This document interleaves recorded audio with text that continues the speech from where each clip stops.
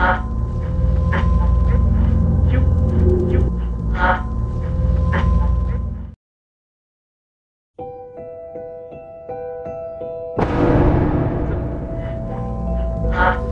it's more than just honor or, you know, an obligation. It's human nature. It's your family, your brothers, your Marines. You know, that's what you do for a brother. You did your duty above and beyond, and you kept the faith with the highest traditions of the Marine Corps that you love. It's like I told Staff Sergeant Rodriguez Chavez, we're going to either go in there or we're going to die trying. 2011 marks the 70th anniversary of the attack on Pearl Harbor and the 10th anniversary of the terrorist attacks on 9/11. The relationship between December the 7th and September the 11th took place 60 years apart, both by airplanes. It was unexpected on December the 7th. Again, it was unexpected on September the 11th.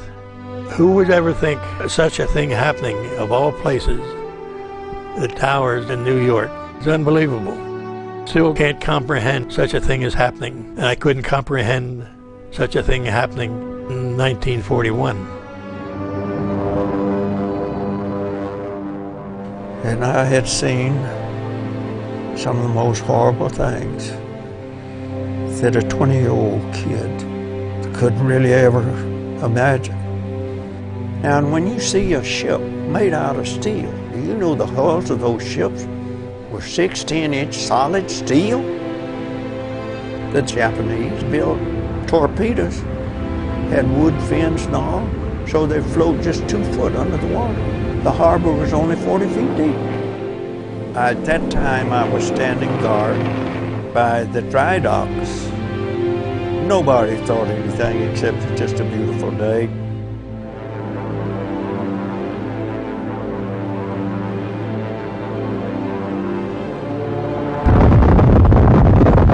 Yesterday, December 7th, 1941, a date which will live in infamy.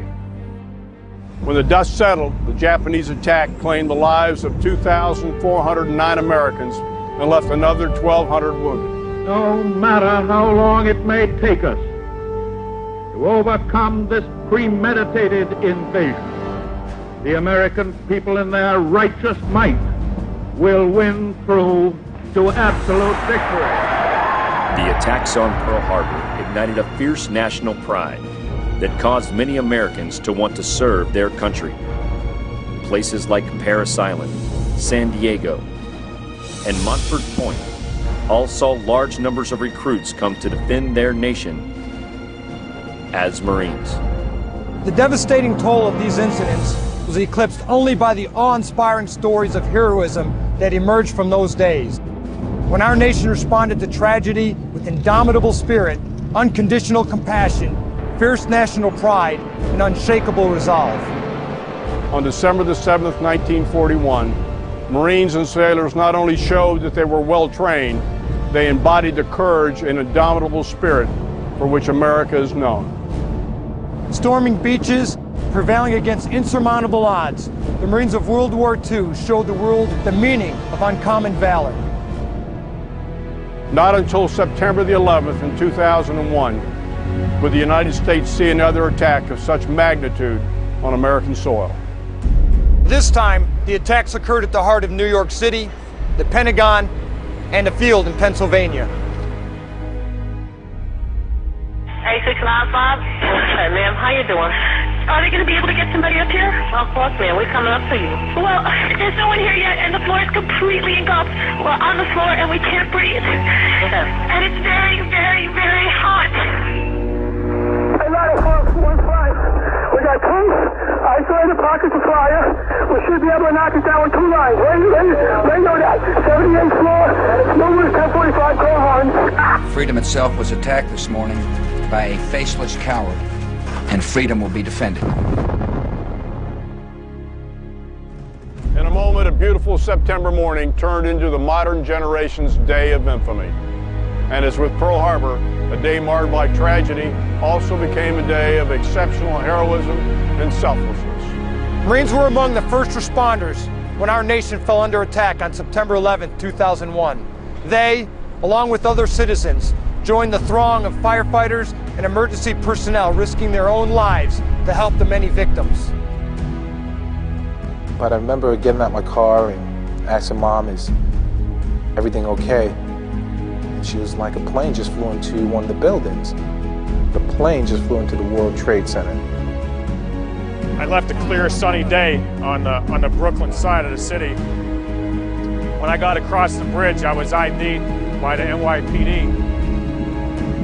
And I reached into my left breast pocket and I pulled out my old expired Marine Corps ID card and I showed it to him. I'll never forget what the cop said to me. He said, "Give him hell, Staff Sergeant." A number of those first responders lost their lives right here. Like so many in the 10 years since that day, these Marines thought first of their duty and their fellow Americans, and they didn't hesitate to do the right thing. I remember getting closer and closer to that last tower, and about a quarter of a mile away, I saw the tower collapse right in front of me. And when I got towards Central Park, or Park Row South and Vesey Street, I ran into a group of about 5 military guys that were in their utilities like me. We came under attack. They got into their uniforms and they responded to help out. There's a couple Army guys, Navy guy, and an Air Force guy, and 1 Marine. It was great to see another Marine on site in his uniform, and he introduced himself to me as Staff Sergeant Carnes. I saw the Marine there, and I said, "Hey, Marine, how about let's take a walk?" And we saw about a platoon size of firemen, about 20-some firemen standing in like a platoon formation. And I walked up to him and I said, "Staff Sergeant Carnes from the Marine Corps, to your knowledge, has anybody been conducting throughout the day search and rescue operations in the epicenter of the collapse?"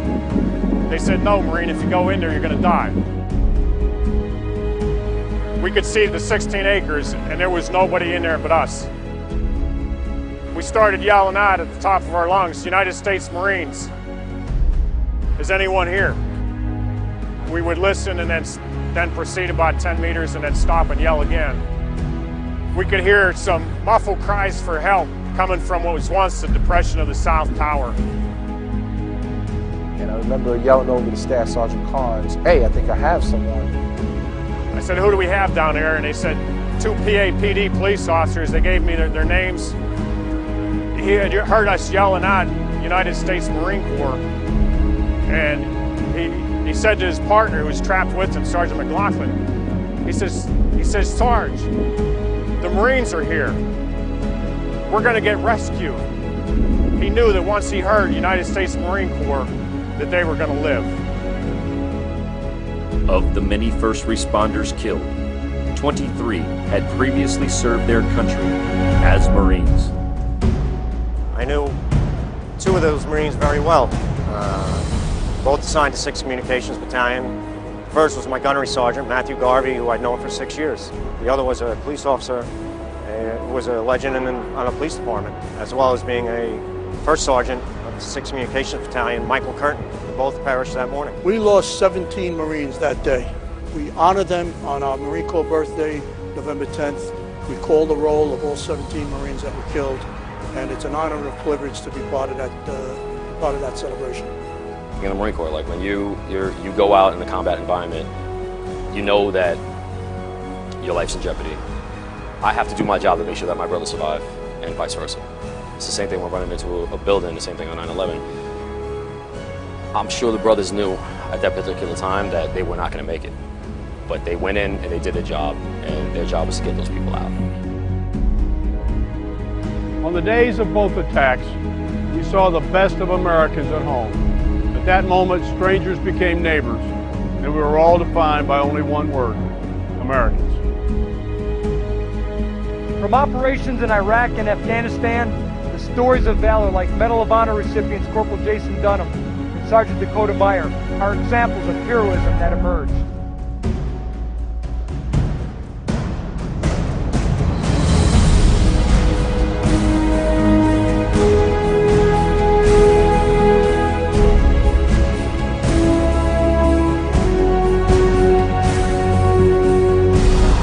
year we mark 10 years of continuous combat operations in which the United States has relentlessly taken the fight to the enemy.